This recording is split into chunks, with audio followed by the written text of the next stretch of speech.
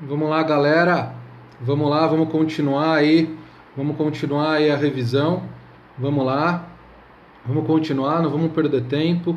A gente estava falando aí, valeu, Reinaldo, vamos compartilhar e coraçãozinho. Compartilhem aí com os convidados, né, com seus seguidores, né, vamos botar coraçãozinho, né? Então, a alíquota da área de saúde, no caso do plano de saúde, é 5%, mas alíquotas lá para serviços de hospital, médico, análises clínicas é 3,5%, que é a regra. Exceto quando há prestação para instituições de oficiais de previdência social, assistência médica, que a alíquota é de 2%, ok? Mas no caso do plano de saúde, a alíquota é de 5%, que é a regra geral. Beleza, pessoal? Então vamos lá. Estava falando no caso de um plano de saúde, né, no caso do plano de saúde, referente a um pagamento que um tomador desse serviço realiza para o plano e tem que reter o ISS na fonte. Sei lá, uma construtora vai lá, tem que pagar lá todo mês para um plano de saúde um determinado valor. E a construtora, ela é um daqueles substitutos tributários que tem que reter o ISS na fonte. Lógico, desde que o plano de saúde esteja localizado aqui no município de Goiânia. E aí, quando ele for reter esse ISS na fonte, ele vai ter que reter somente sobre uma base de cálculo que é 10% do valor da operação.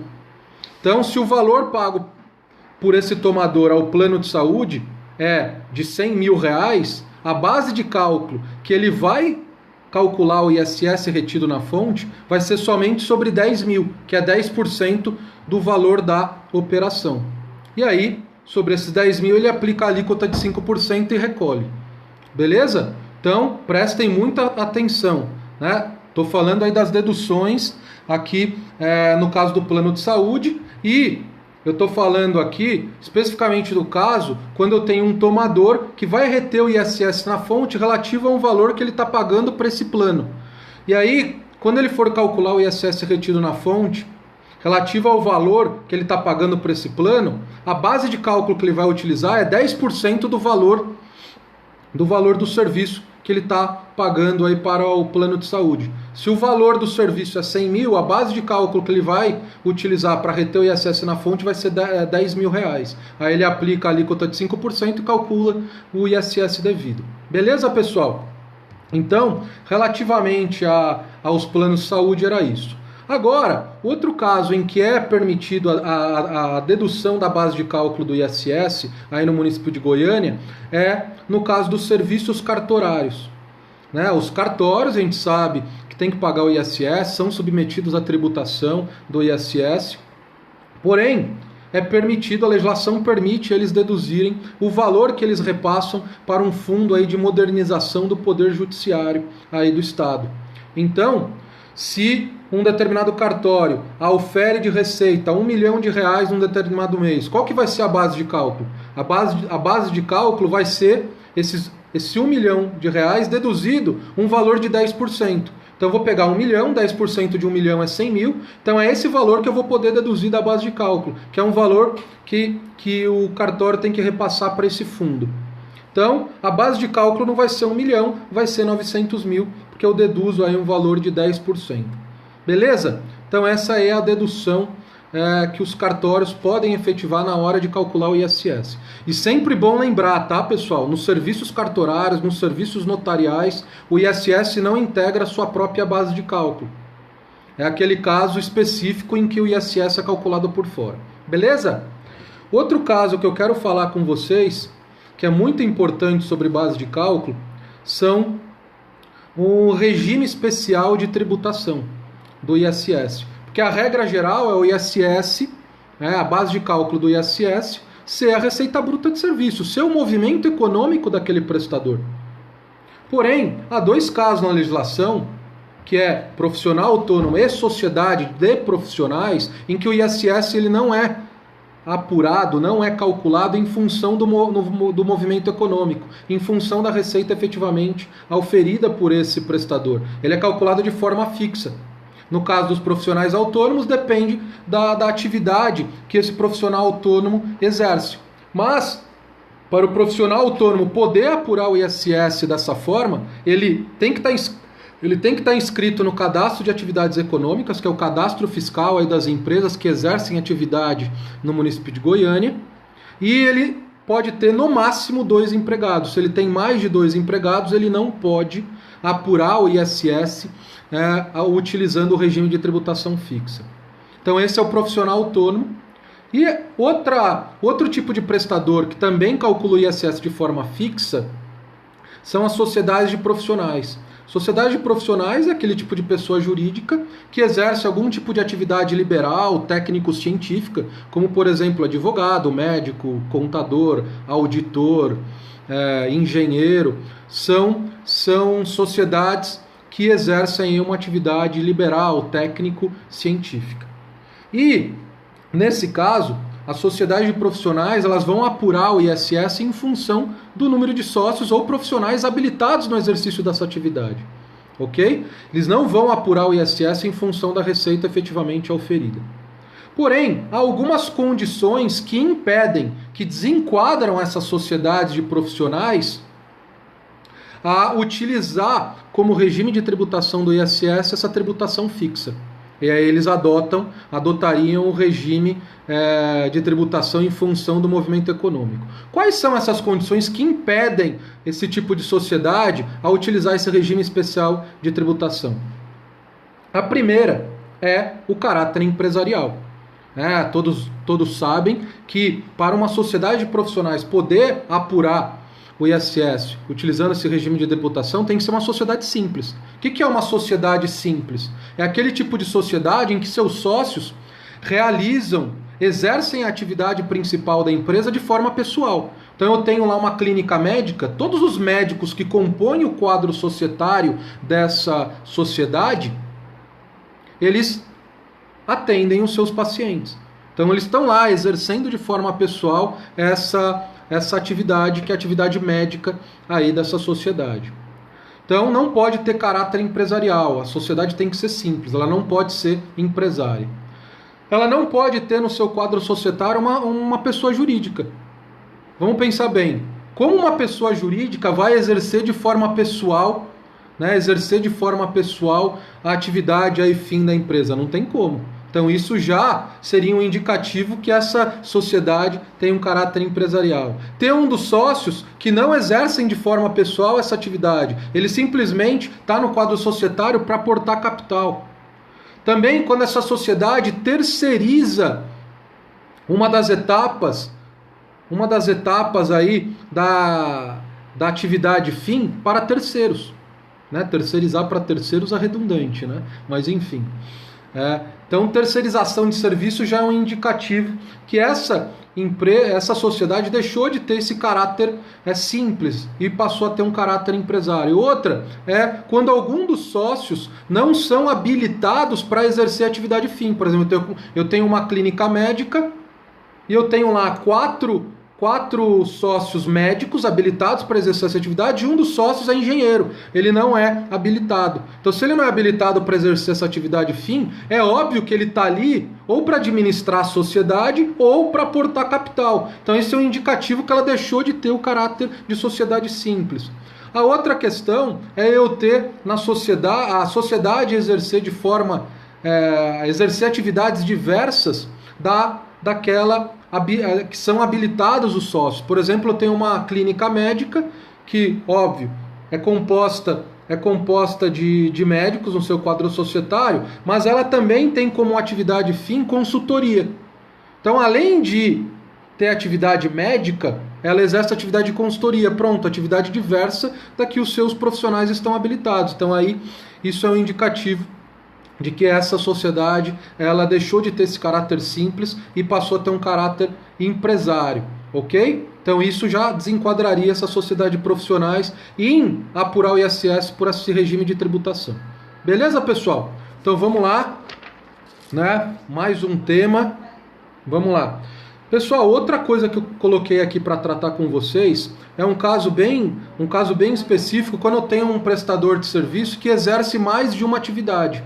E essas atividades, esses serviços prestados por essa empresa, eles são submetidos à tributação com alíquotas diferenciadas. Por exemplo, eu tenho uma sociedade que presta serviços médicos, que é tributado com a alíquota de 3,5%, e também presta serviço de consultoria, que é tributado com a alíquota de 5%. Pessoal, para a fiscalização, para a autoridade fiscal, isso tem que estar muito bem segregado na escrita fiscal e na escrita contábil, para que a base de cálculo, né, a receita bruta de serviço que vai ser submetida a cada uma dessas alíquotas esteja muito bem clara nos livros fiscais, nos livros contábeis. Se isso não estiver muito bem claro, se estiver tudo misturado, a autoridade fiscal vai submeter toda essa receita pela alíquota mais elevada, que é a alíquota de 5%. Então é fundamental, se uma sociedade, um prestador de serviço exerce mais de um serviço, e ainda mais, exerce serviços submetidos a alíquotas diferenciadas. Por quê? Se os dois serviços são submetidos à mesma alíquota, não interessa eu ter que segregar. Se eu não quiser segregar, eu não segrego, porque é a mesma alíquota. Mas se são alíquotas diferenciadas, isso tem que estar muito bem segregado. Se não tiver, está tudo misturado, essa receita total vai ser submetida à alíquota mais elevada, que no caso aqui é 5%. Beleza? Então preste atenção nesse ponto. O outro caso, pessoal, agora é importantíssimo. Pessoal, atenção máxima agora. Dedução de base de cálculo do ISS na construção civil. A gente já viu os casos de dedução nos planos de saúde, serviços cartorários, agora construção civil. Pessoal,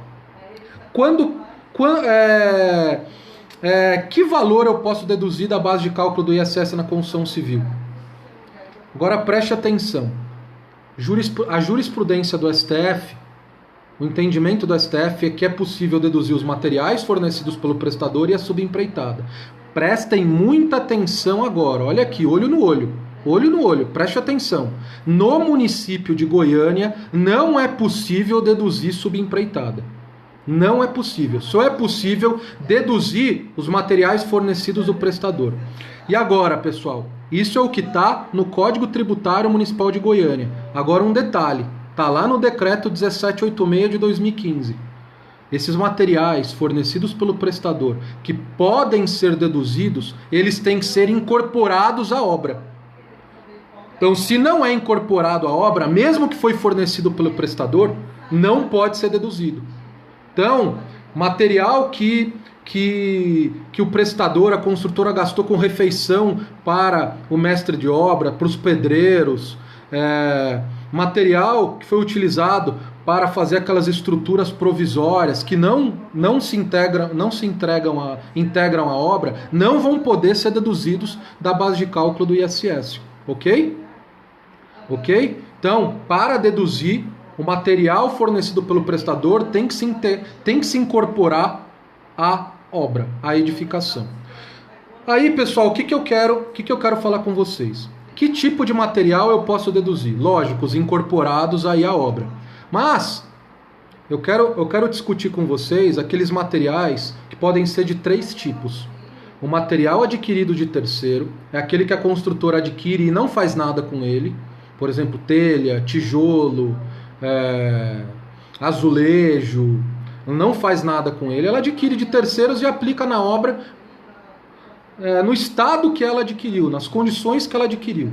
Esse pode ser deduzido da base de cálculo, desde que se incorpore à edificação. O outro é o material produzido pela construtora fora do local da obra. Esse também pode ser deduzido aí da base de cálculo.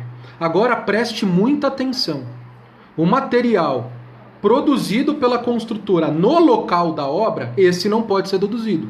Por quê? Porque esse material produzido pela construtora no local da obra é submetido à incidência do ISS. Já o produzido fora do local da obra, quando esse material é transferido para o local da obra, é submetido à tributação do ICMS. Aí, a contrário senso, o material produzido no local da obra, aí esse é submetido à tributação do ISS. Então, não pode ser deduzido da base de cálculo.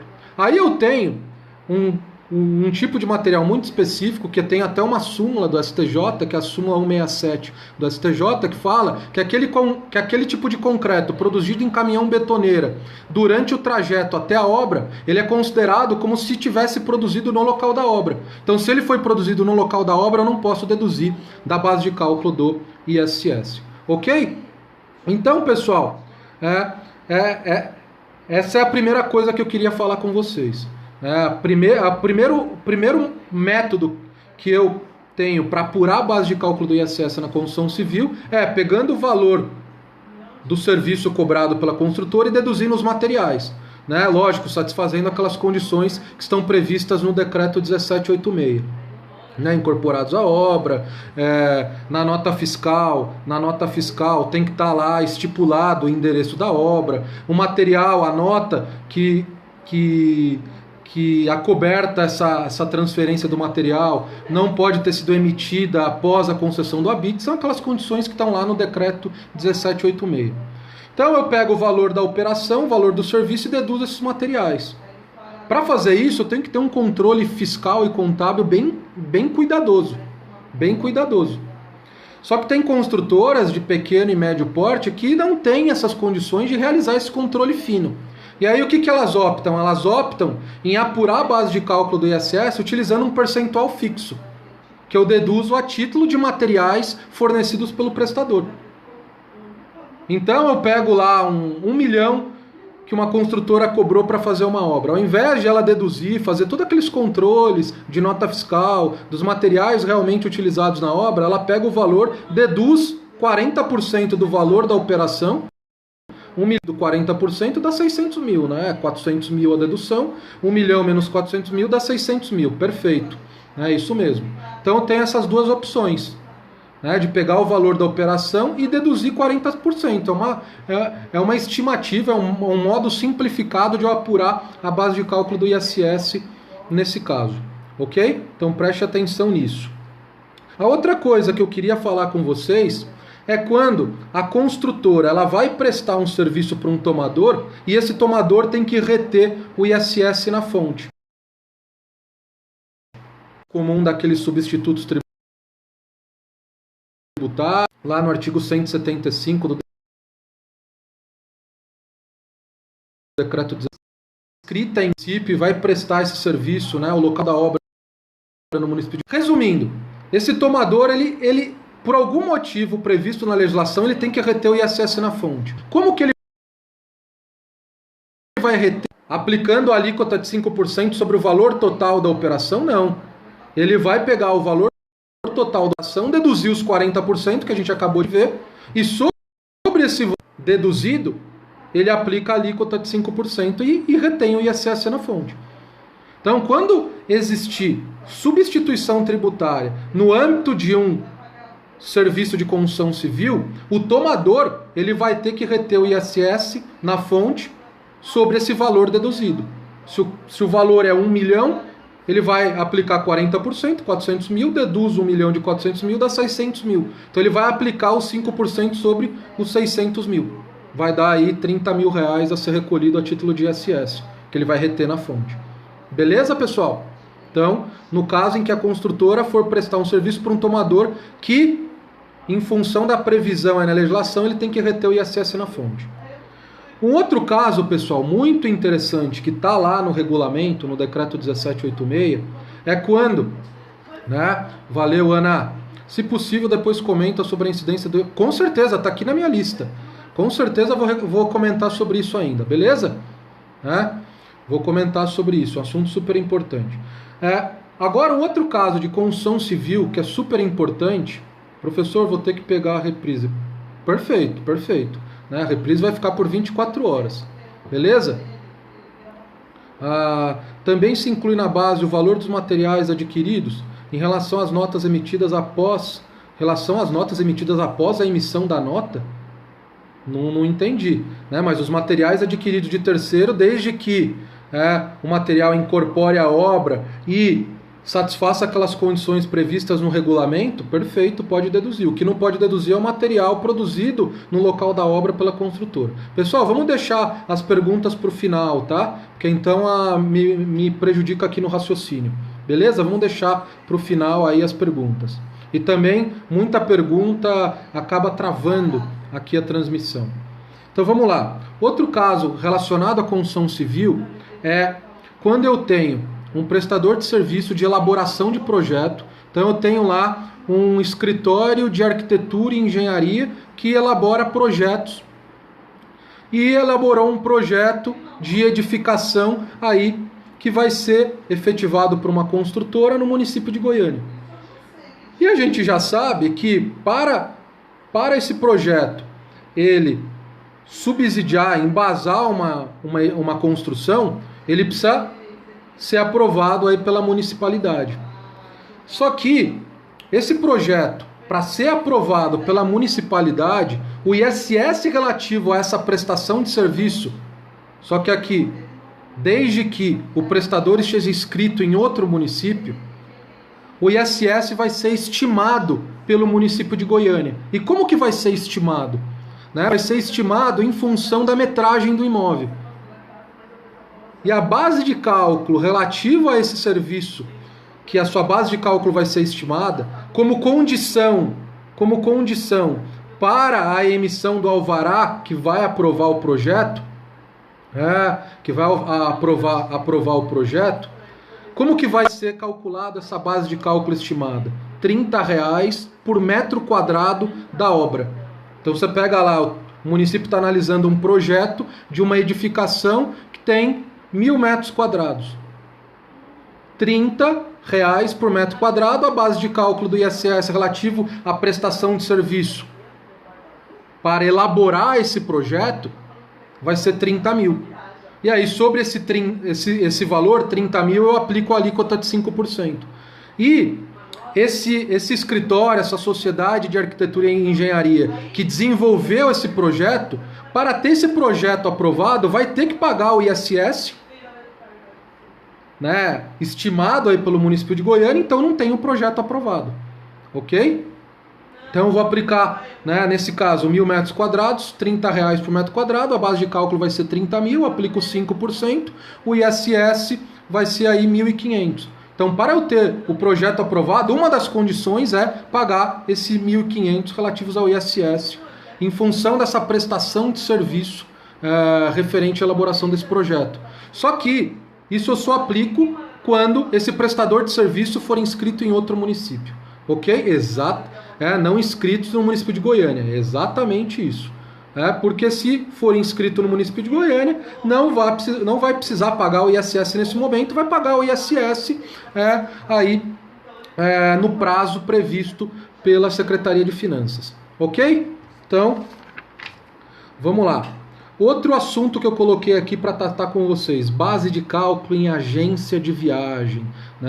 Aí, como que uma agência de viagem ela vai poder apurar a sua base de cálculo? Então vamos entender, pessoal, vamos entender aqui como que é a atividade de viagens. Porque uma agência de viagens, a CVC da vida, ela é uma intermediária. Ela entre hotéis, companhia de translado e os clientes, os turistas.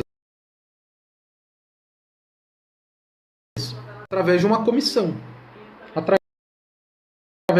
Ok? Pessoal, tá travando aqui.